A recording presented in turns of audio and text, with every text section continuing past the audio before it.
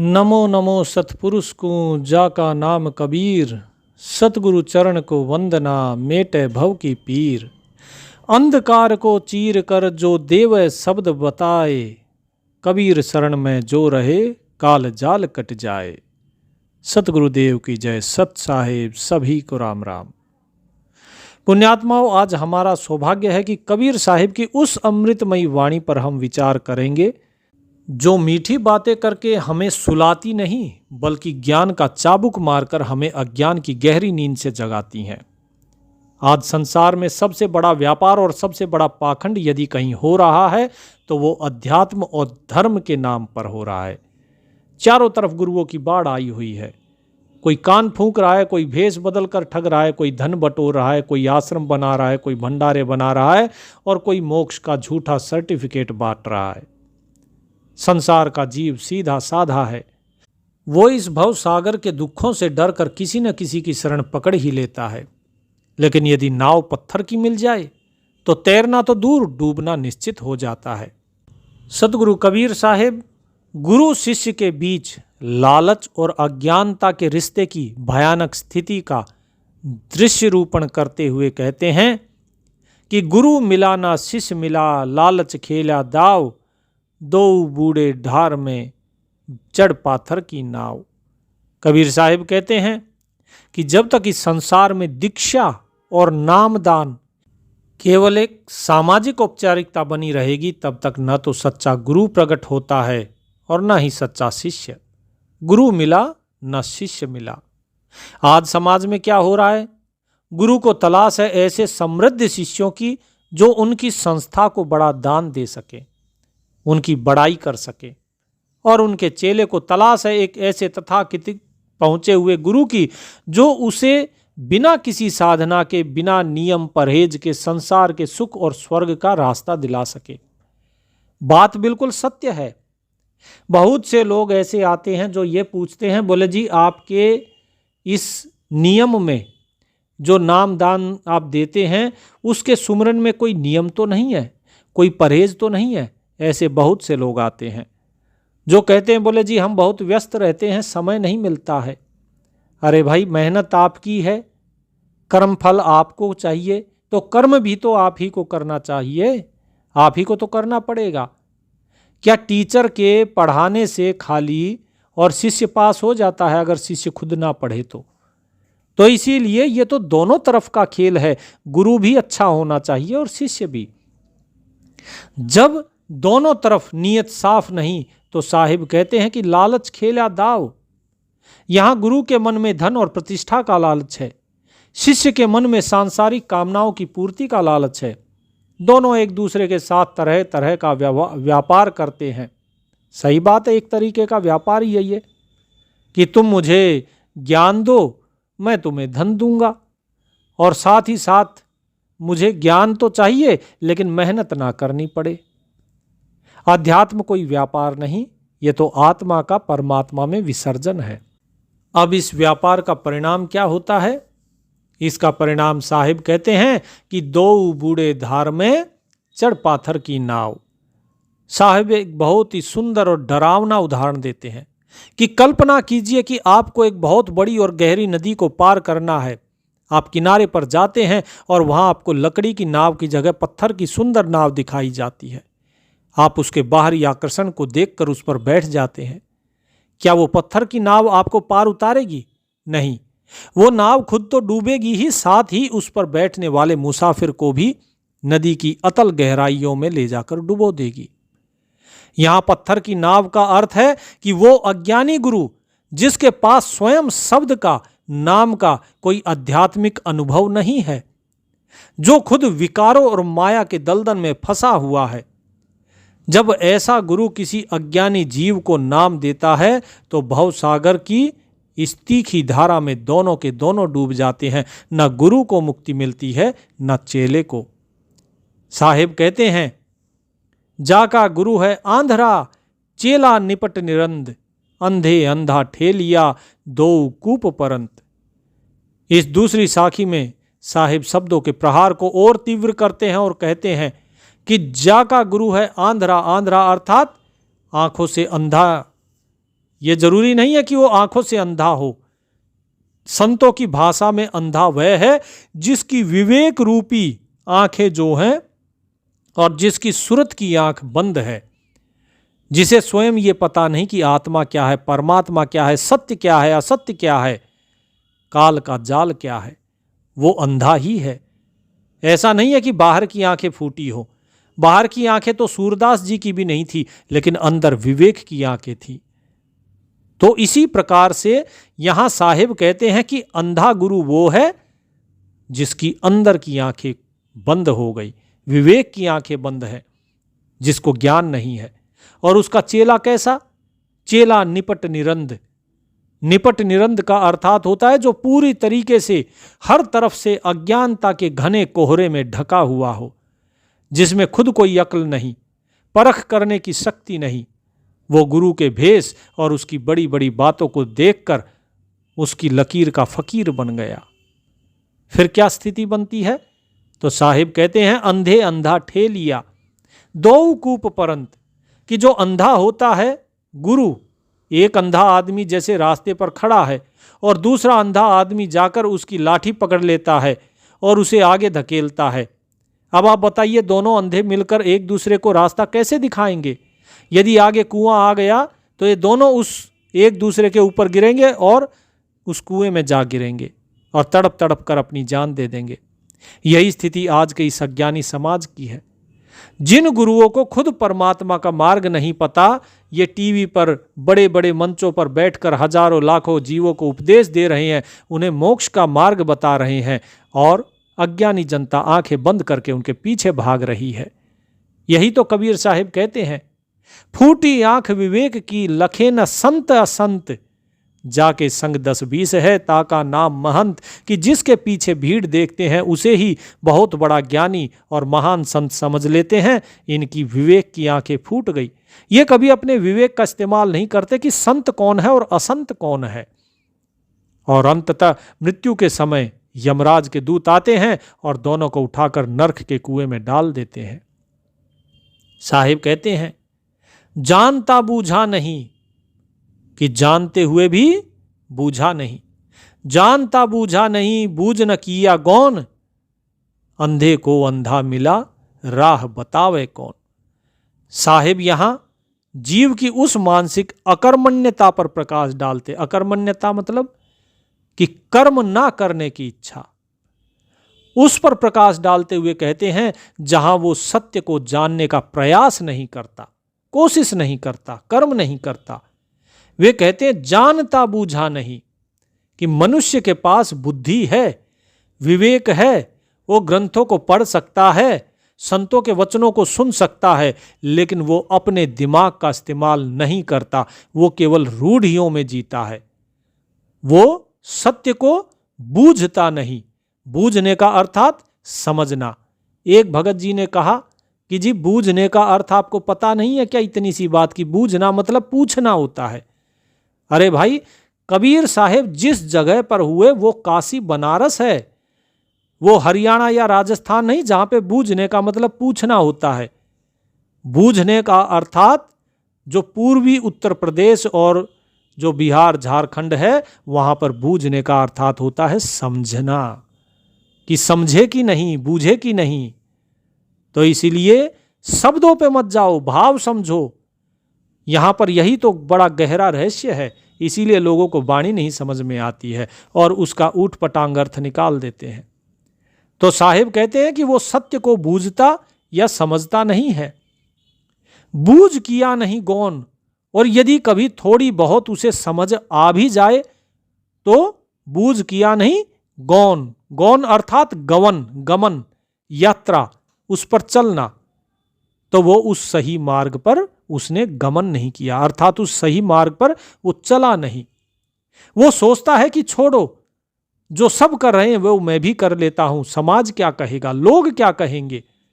जैसे ही आपके साथ भी ऐसा होता होगा, जब आप भक्ति करने बैठते हैं लोग कहेंगे अरे ये बड़ा भगत बन गया, अरे घर का काम कौन देखेगा, बच्चों का कौन देखेगा, बैठ गए यहाँ पे सुमिरन करने के लिए, पता नहीं कहाँ कौन से गुरु से नाम लेकर आ गए। इस प्रकार की अनेकों अनेक और भी भद्दी भद्दी बातें लोग करते हैं, और जो भक्त होता है वो समाज की इन्हीं बातों से, कि समाज क्या कहेगा, इन्हीं बातों से भटक जाता है। इन्हीं बातों को सोचकर वो भक्ति से विमुख हो जाता है। परिणाम स्वरूप अंधे को अंधा मिला, राह बतावे कौन, कि जब एक अज्ञानी जीव को दूसरा अज्ञानी जीव मिल जाता है, अज्ञानी गुरु मिल जाता है, तो फिर उस रास्ते पर प्रकाश की कोई किरण नहीं बचती। गुरु चेले से कहता है कि तुम मूर्तियां पूजो, तुम व्रत करो, तुम तीर्थ पर जाओ, इसी से तुम्हारा कल्याण होगा। चेला भी खुश हो जाता है, क्योंकि उसे अपनी आत्मा को बदलने की, वासनाओं को छोड़ने की अब मेहनत नहीं करनी पड़ेगी। लेकिन साहेब पूछते हैं कि इस अज्ञानता के घने जंगल में तुम्हें सचखंड की राह कौन बताएगा? बिना पूर्ण सतगुरु के कोई भी उस देश का रास्ता नहीं जान सकता है। मूर्ति पूजा करके कौन पहुंचा है जो तुम पहुंच जाओगे? इसलिए जागो। साहेब कहते हैं, कबीर पूरे गुरु बिना पूरा शिष्य ना होए, गुरु लोभी शिष्य लालची दूनी दाझन होए। इसमें साहिब क्या कहते हैं? एक बहुत बड़ा नियम स्थापित करते हैं साहिब। क्या कहते हैं? कबीर पूरे गुरु बिना पूरा शिष्य नहीं होए, कि जब तक गुरु स्वयं पूरा यानी कि पूर्ण ब्रह्म को जानने वाला सिद्ध नहीं होगा, तब तक उसके सांचे में ढलकर निकलने वाला शिष्य कभी पूरा हो ही नहीं सकता। क्योंकि जैसा गुरु होगा वैसा ही तो उसका चेला बनेगा। कच्चे गुरु का शिष्य कभी पक्का नहीं हो सकता। कच्चा गुरु पक्के शिष्य को पैदा नहीं कर सकता, क्योंकि जितना ज्ञान गुरु को था उतना ही तो चेले को वो देगा। यदि गुरु अधूरा है तो उनके बीच का संबंध कैसे होगा? गुरु लोभी शिष्य लालची दूनी दाझन होए। गुरु के भीतर धन का, आश्रम बनाने का, नाम कमाने का लोभ है, और शिष्य के भीतर अपनी मनोकामनाएं पूर्ण करने का, व्यापार में लाभ पाने का या स्वर्ग जाने का लालच है। बहुत से भगत जी कहते हैं, बोले जी हमारे को जो है बड़ा कष्ट मिल रहा है, इस कष्ट से पीछा नहीं छूट रहा, हम क्या करें? अरे भाई, जब परमात्मा ने आपको सुख दिया तो आपने क्या किया था? आपने सुख को भोगा। तो जब कष्ट आता है तो कष्ट को भी भोगो। सुख के समय आपने कभी परमात्मा का धन्यवाद नहीं किया। यदि हो सके तो दुख के समय परमात्मा का धन्यवाद करो कि हे मालिक, आपने मेरे कुछ कर्म और काट दिए और मैं निर्मल हो गया। जैसे जैसे आपके पाप कर्म कटते जाएंगे आप निर्मल होते जाएंगे।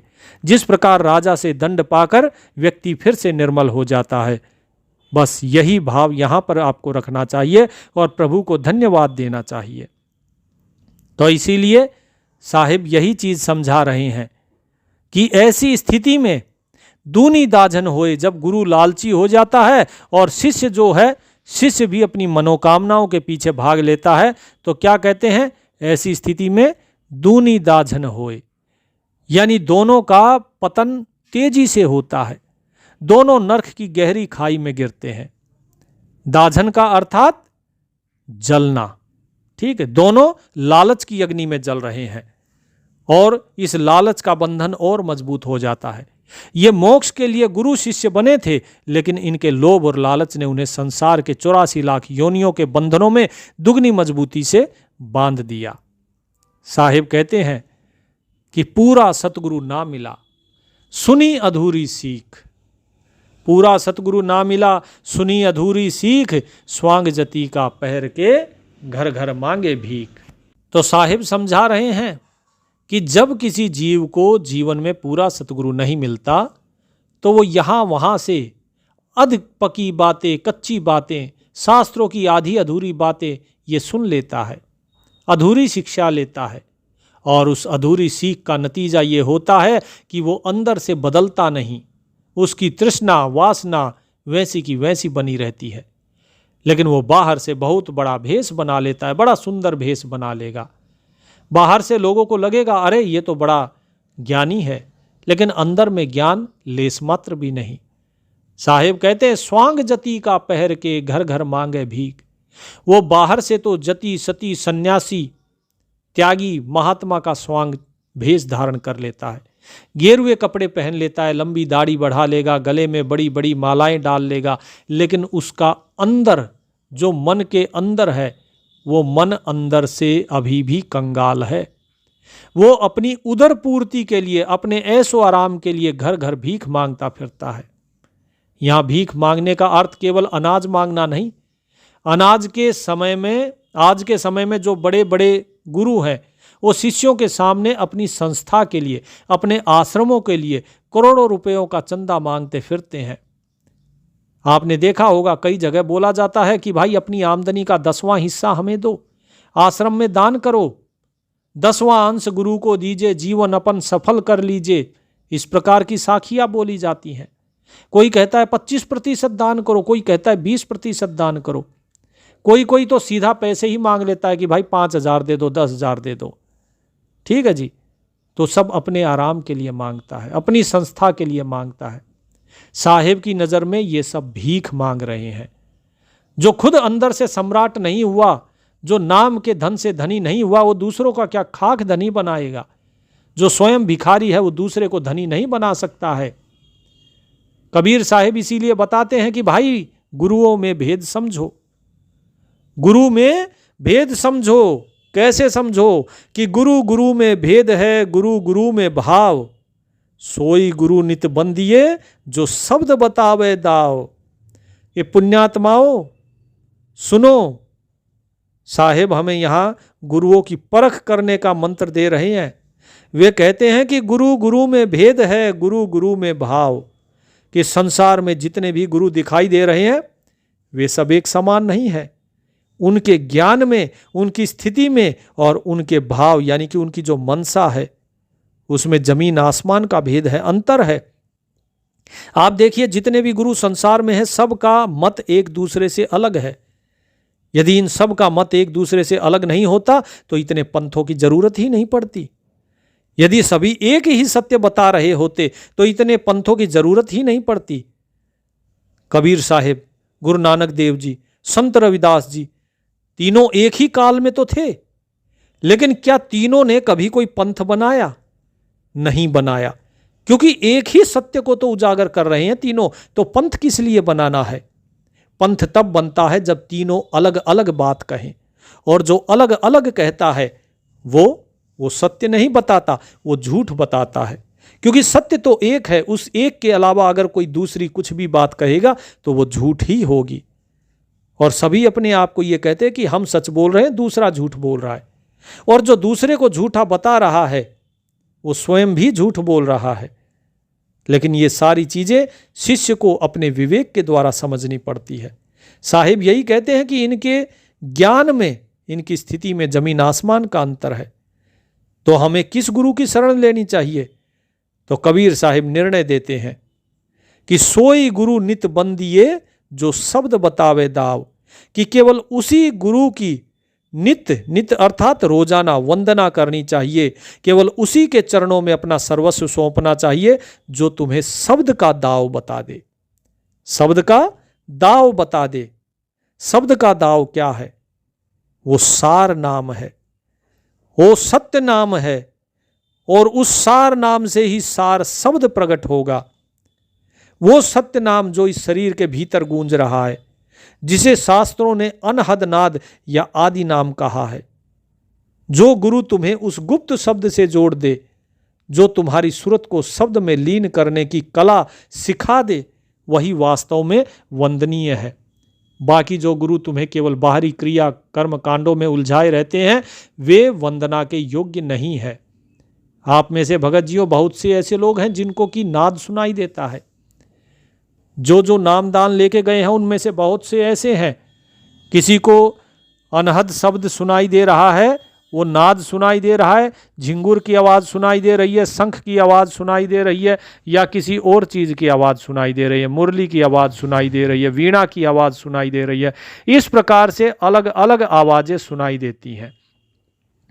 साहिब कहते हैं कि जो तुम्हें उस गुप्त शब्द से जोड़ दे, इस शब्द से नहीं, इस शब्द के भी आगे एक शब्द और है, वो है असली सार शब्द।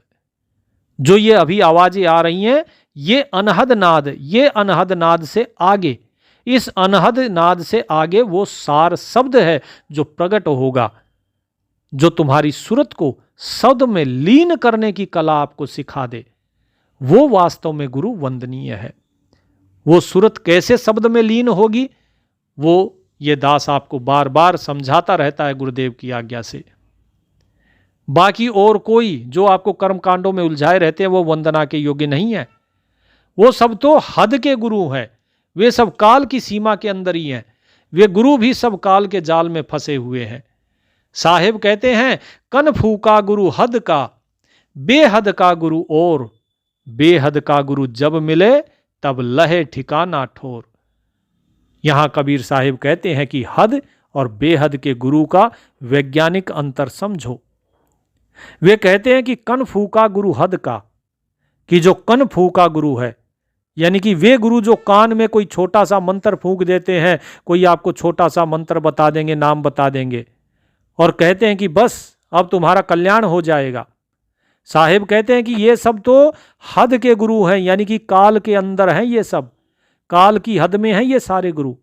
ये तुम्हें काल निरंजन के 3 लोक, पृथ्वी, पाताल, स्वर्ग की हद से बाहर नहीं ले जा सकते। वो काल जो 21 ब्रह्मांड का मालिक है उससे बाहर नहीं जा सकते। ये तुम्हें देवी देवताओं की भक्ति में तंत्र मंत्र या कल्पित स्वर्गों में उलझा देंगे, जो सब नासवान है।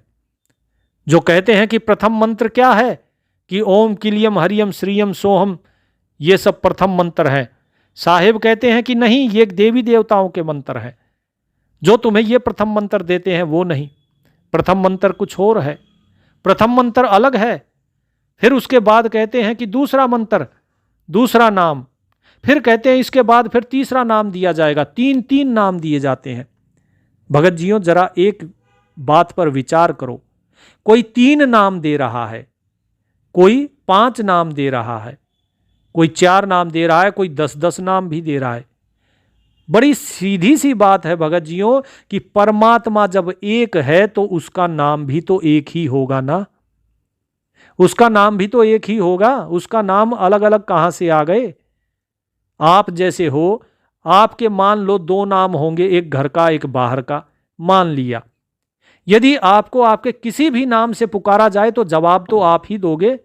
ऐसा तो नहीं ना कि जब कोई आपके 3-4 नाम बोलेगा तभी आप पुकारेंगे कि हाँ भाई अब बताओ, अब आपने मेरे 5-4 नाम ले दिए, अब मैं आपके सवाल का जवाब दूंगा। ऐसा तो नहीं है। और वो परमात्मा जो है, वो परमात्मा तो चींटी की आवाज भी सुनता है, तो क्या आपकी आवाज नहीं सुनेगा? तो इसीलिए जो आपको कहते हैं ना कि 3 बार नाम दिया जाएगा, नहीं, वो 3 नाम है ही नहीं। यदि कोई कहता है 3 नाम है तो वो केवल और केवल झूठ बता रहा है, पाखंड बता रहा है। यही साहिब ने कहा कि ये हद के गुरु हैं। बेहद का गुरु तो कोई और है। बेहद का गुरु कौन है? जिसकी कोई सीमा नहीं, जो काल से परे है, जो अमर लोक का वासी है, जो पूर्ण ब्रह्म है। बेहद का गुरु वो होता है, वो बिल्कुल अलग होता है। उसकी शैली, उसका ज्ञान, उसका दिया हुआ नाम काल के दायरे से बाहर का होता है। तो इसीलिए इस भाव को समझो, इस भेद को समझिए। 5 नाम 3 नाम देने से कुछ नहीं होगा। बहुत से लोग प्रमाण देते हैं कि गीता के 17वें अध्याय के 23वें श्लोक में लिखा है ओम तत्सत इति, कि ये 3 प्रकार के नाम हैं। लेकिन उन अज्ञानियों को ये नहीं पता कि वास्तव में श्री कृष्ण ने कहा क्या है। उन्होंने कहा है ओम तत्सत इति निर्देशो ब्रह्मणस्त्रविध स्मृत। फिर से सुनिए, ओम तत्सत इति निर्देशो, निर्देशो अर्थात निर्देश दिया जा रहा है, ब्रह्मणा यानी कि ब्रह्म के, त्रिविध यानी 3 विधि से, स्मृत यानी कि सुमरण करना, याद करना, कि परमात्मा का सुमरण 3 विधि से किया जाता है। 3 नाम नहीं बताए, उन्होंने 3 विधि बताई है।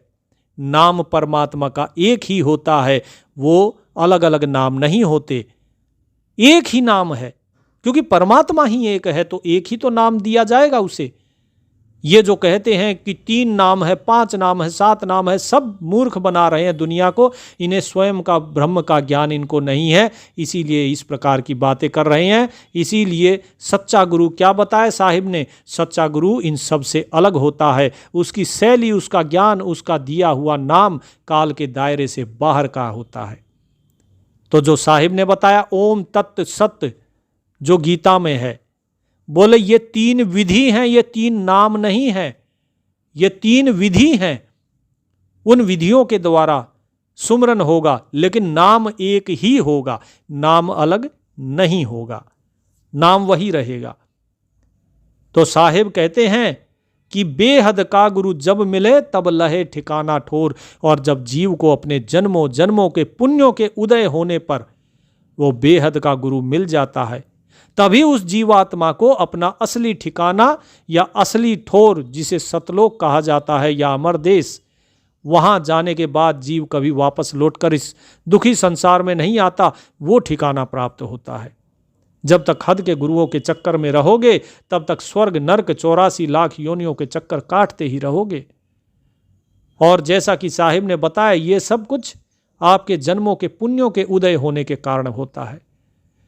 जीव को सत्संग दिया जाता है उसके पुण्यों के कारण, जीव को ज्ञान मिलता है उसके पुण्यों के कारण, जीव को गुरु भी मिलता है उसके पुण्यों के कारण। लेकिन साथ ही साथ परमात्मा ने सभी जीवों को विवेक भी दिया है, ये समझने के लिए कि हमारा जो गुरु है वो हमें सही बात बता रहे हैं कि नहीं बता रहे हैं। अब बहुत से गुरु हैं जो कहते हैं परमात्मा तो साकार है, निराकार है ही नहीं। कोई कहता है साकार नहीं, वो तो नराकार है, नर के आकार का है। बहुत सी जगह जो है वाणी कुछ और होती है लेकिन वो पढ़ते कुछ और हैं। तो जरा सोचिए ऐसे लोगों का क्या होगा जो परमात्मा के बताए हुए शब्द को ही ऊट पटांग उल्टे सीधे पढ़ते हैं। सोचिए उनका क्या होगा जो परमात्मा के ज्ञान को ऊट पटांग दे रहे हैं। तो ऐसे सभी लोग काल के जाल में फंसेंगे। वो आप तो काल के एजेंट हैं ही, काल के दूत हैं, और आपको भी काल के जाल में फंसाएंगे। जिस प्रकार श्री कृष्ण काल के ही दूत थे, श्री कृष्ण काल के ही दूत थे, लेकिन उन्हें भगवान कहा गया। ऐसे बहुत से इस संसार में लोग हैं जो स्वयं को भगवान कहते हैं। वे भगवान तो कहलवा सकते हैं लेकिन वो किसी को मुक्ति नहीं दे सकते। मुक्ति करना उनके अधिकार क्षेत्र में है ही नहीं, वो केवल सतगुरु के में है। और सतगुरु के बारे में आपको बताएंगे आगे आने वाले समय में। हमारा जो दूसरा चैनल है जिसमें हम कहते हैं सूक्ष्म वेद का भेद, इस नाम से जो है उसमें सूक्ष्म वेद के सारे भेद बताए जा रहे हैं। और उसी के अंदर ये आपको बताया जाएगा सूक्ष्म वेद के अंदर कहाँ लिखा है कि सतगुरु फिर आएंगे, वो कब आएंगे, कहाँ आएंगे, ये भी बताया गया है। वो भी भेद आपके सामने खोलेंगे। तो साहिब क्या कहते हैं आगे कि गुरु किया है देह का सतगुरु चीना नाही, भवसागर के जाल में फिर गोता खाएं।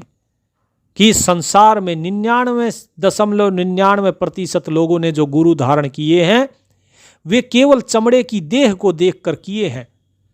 गुरु किया है देह का। लोग देखते हैं कि गुरु जी की जाति क्या है, इनका भेष कितना सुंदर है, इनका आश्रम कितना बड़ा है, इनके पास कितने चेले हैं। वे गुरु की देह से, उनके शरीर से जुड़ जाते हैं। लेकिन सतगुरु यानी कि वे गुरु के भीतर बैठे उस अविनाशी सतगुरु तत्व को, उस शब्द स्वरूप को नहीं पहचान पाते। गुरु का शरीर तो 5 तत्वों का पुतला है, वो आज है कल मिट्टी में मिल जाएगा। लेकिन जो गुरु का शब्द है, जो उनका ज्ञान है, वो अमर है।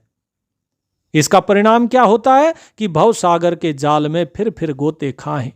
कि जब आप एक नाशवान देह को गुरु मान लेते हैं तो आपकी सुरत भी देह बुद्धि में ही अटकी रहती है। जिस प्रकार आप स्वयं को देह माने हुए हैं, शरीर माने हुए हैं, आप इससे आगे बढ़ ही नहीं पाए हैं। इसी प्रकार से सामने जो देहधारी गुरु है वो खुद काल के गाल में समा जाता है, तो वो चेले को कैसे बचाएगा?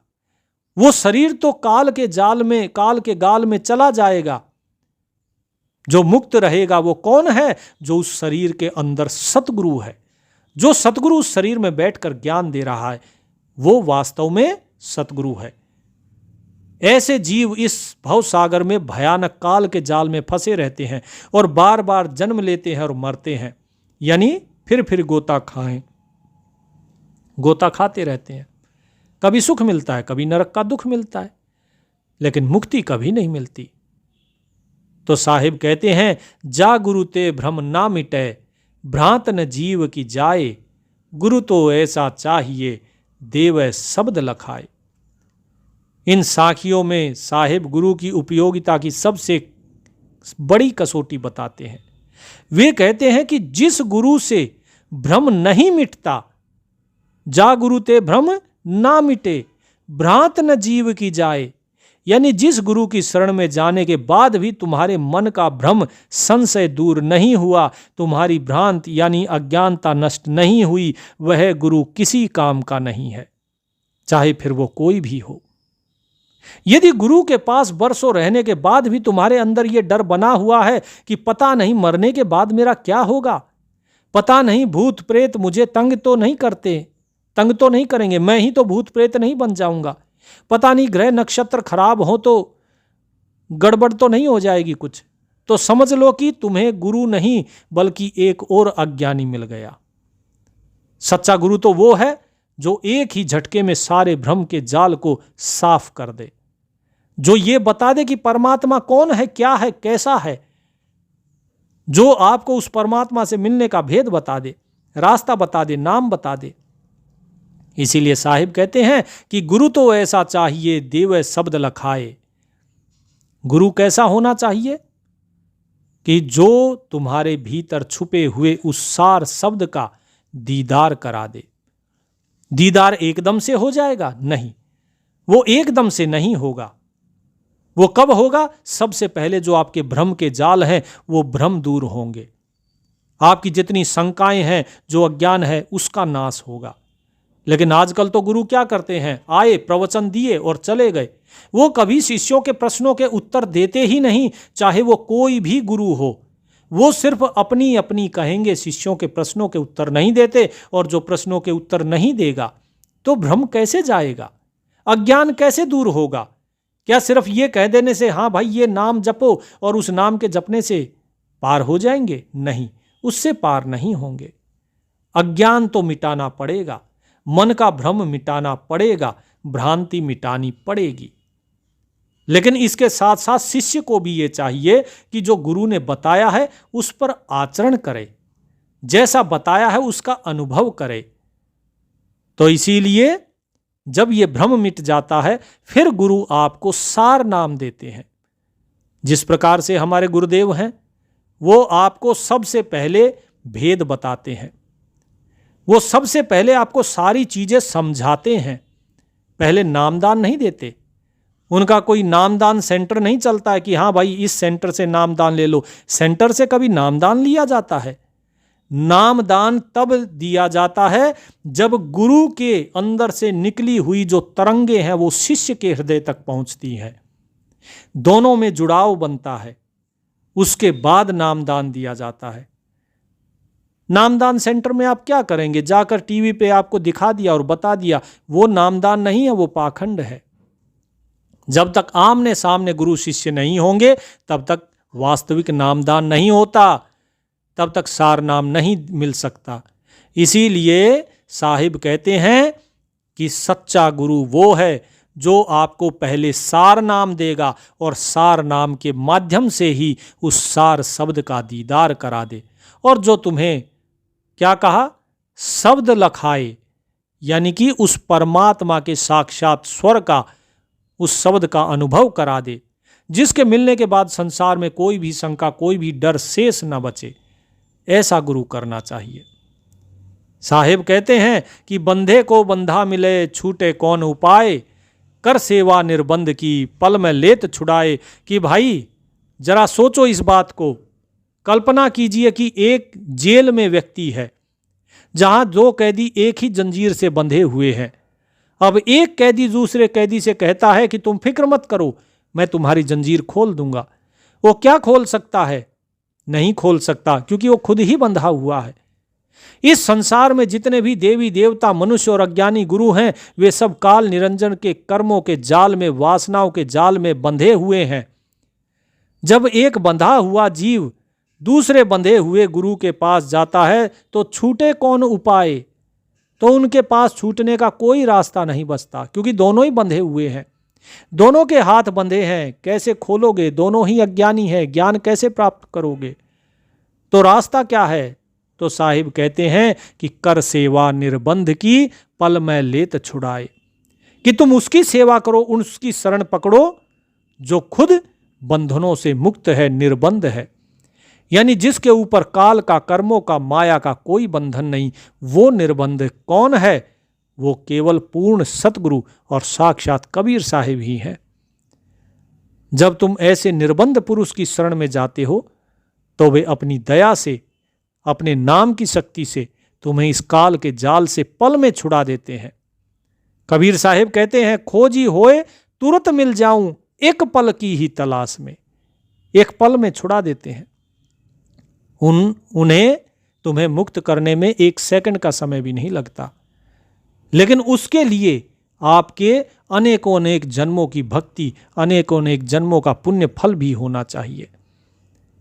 फिर क्या कहते हैं कि अब हम जो झूठा गुरु, अगर आप में से बहुत से लोग ये सोचेंगे कि भाई साखियाँ जो बताई हैं, इन साखियों में बहुत सी ऐसी चीज़ें हैं जो हमारे गुरु के साथ है, यानी कि हमने झूठा गुरु किया हुआ है, तो अब क्या करना चाहिए? क्या हमें गुरु बदलना चाहिए? कहीं हम गुरुद्रोही तो नहीं हो जाएंगे? तो क्या कहते हैं कबीर साहिब? कबीर साहिब कहते हैं, झूठे गुरु के पक्ष को तजत न कीजे वार, द्वार न पावे शब्द का भटके बारंबार। कि भाई जो झूठा गुरु है, यदि गुरु, देखो ये एक अंधविश्वास फैलाया हुआ है समाज में, क्या कि गुरु चाहे जैसा भी हो, एक बार यदि गुरु बना लिया तो उसे छोड़ना नहीं चाहिए। ये अंधविश्वास है। क्यों? यदि गुरु को छोड़ोगे तो पाप लगेगा, नरक में जाओगे। कबीर साहिब इससे सामाजिक पाखंड और इस डर को एक ही चोट में तोड़ देते हैं। क्या कहते हैं कि झूठे गुरु के पक्ष को तजत न कीजिए वार। पक्ष अर्थात पक्ष, यानी उसका साथ, उसका आश्रम, उसकी विचारधारा, उसे त्याग दो। साहिब कहते हैं कि जब तुम्हें ये परख हो गई, अपने विवेक से जब तुम्हें यह समझ आ जाए कि तुम्हारा गुरु झूठा है, अज्ञानी है, लोभी है, उसके पास सत्य नाम नहीं है, तो उसके पक्ष को छोड़ते समय एक पल की भी देर मत करो, उसे तुरंत छोड़ दो। भगत जियों, जो हमारे गुरुदेव हैं, वो आपको ना केवल नाम देते हैं, उस नाम का भाव भी समझाते हैं, उसका भेद भी समझाते हैं, और फिर वाणी में जगह जगह उसका प्रमाण दिया हुआ है कि सार नाम क्या है, वो सार नाम क्या है, वो सार शब्द क्या है, ये जगह जगह वाणी में दिया हुआ है। जो भी वाणी है पूरे ग्रंथ साहिब में भरा पड़ा है, ये नाम उसको प्रमाण सहित बताते हैं कि देखो यही नाम है, यही है वो सत्य नाम। कबीर साहिब कहते हैं, लेकिन जिसके पास ये सत्य नाम ही नहीं है, वो झूठा है, अज्ञानी है, लोभी है, उसे तुरंत छोड़ दो, एक पल की भी देर मत करो। जैसे यदि कोई डॉक्टर गलत दवाई दे रहा है जिससे मरीज की जान को खतरा हो, तो क्या हम उसे इस डर से उस डॉक्टर के पास जाते रहेंगे कि कहीं वो बुरा ना मान जाए? नहीं, हम तुरंत डॉक्टर बदल देते हैं। तो फिर इस कीमती आत्मा के कल्याण के मामले में हम अज्ञानी गुरुओं के जाल में क्यों फंसे रहते हैं? साहिब कहते हैं कि यदि आप लोक लाज के डर से या समाज के डर से उस झूठे गुरु का साथ नहीं छोड़ते तो उसका अंजाम क्या होगा? तो साहिब चेतावनी देते हैं कि द्वार न पावे शब्द का भटके बारंबार, कि वो अज्ञानी गुरु तुम्हें कभी भी उस सत्य शब्द के द्वार तक नहीं पहुंचने देगा, वहां तक नहीं पहुंचाएगा। परिणाम ये होगा कि तुम्हारा ये कीमती मानव चोला व्यर्थ चला जाएगा और तुम मृत्यु के बाद फिर से उसी 84 लाख योनियों के चक्कर में, उसी नरक और जन्म मरण के कोल्हू में बार बार भटकते रहोगे। इसीलिए अपनी आत्मा के कल्याण के लिए साहसी बनो, पाखंड का साथ तुरंत छोड़ो। तो भगत जियों, आज जितनी भी ये साहिब की वाणी थी, इसमें आपको ये समझ आया होगा कि एक सच्चे गुरु और एक नकली गुरु में क्या अंतर होता है। सच्चे गुरु का भाव जीव कल्याण और आत्मा को मुक्त कराने का है, जबकि झूठे और नकली गुरु का भाव लोभ, धन, नाम और प्रतिष्ठा की चाहत होती है। सच्चा गुरु सार शब्द और सत्य नाम का आंतरिक बोध कराता है, और जो दूसरा गुरु होता है कनफू का, वो कहेगा ये नाम गुप्त है, ये किसी को मत बताना। वो कान फूंकेगा, हद के मंत्र बताएगा, बाहरी भेष बदलेगा, आपके हाथ में बोलेगा, बोले ये धागा ये रक्षा कवच है, आपके गले में ताबीज डाल देगा, लॉकेट डाल देगा, बोले ये रक्षा कवच है, रक्षा सूत्र है, इनको निकालना नहीं, हमेशा पहन के रखना। इस प्रकार के पाखंड रचाएगा। साधना का जो मार्ग है, पूर्ण गुरु सच्चा गुरु बताता है कि सुरत शब्द योग, सहज योग के माध्यम से अंतर्मुखी साधना से मुक्ति होती है। लेकिन जो नकली गुरु होगा वो क्या करेगा? बाहरी पाखंड, कर्म कांड और देह पूजा में लगेगा, मूर्तियां बना देगा। लो जी ये हमारी मूर्ति है, हमारी मूर्ति के आगे प्रणाम करो। ये कबीर साहिब की मूर्ति बना दी, मूर्ति के आगे प्रणाम करो। इस प्रकार के पाखंड बनाएगा। बोले जोत लगाओ, ये ऐसे करो, वो फलाना करो, और अनेकों अनेक प्रकार के ये सारे तंत्र मंत्र करेंगे। परिणाम क्या होता है कि जो झूठा गुरु होता है वो जीव को भव सागर के जाल में और गहरा डुबो देता है, और वहीं जो सच्चा पूर्ण गुरु होता है, सतगुरु होता है, वो जीव के सारे भ्रम मिटाकर और पल भर में उसे मुक्त कर देता है, उसे निर्भय कर देता है। तो ये भेद है एक सच्चे और नकली गुरु में। तो उम्मीद करता हूँ कि दास की बताई हुई बातें, जो साहिब कबीर साहिब की जो ज्ञान है, वो सब आप तक यथार्थ रूप में हमने पहुँचाने की कोशिश की। आपको वो अच्छा लगा होगा। गुरुदेव की कृपा आप सब पर बरसती रहे। सत साहिब।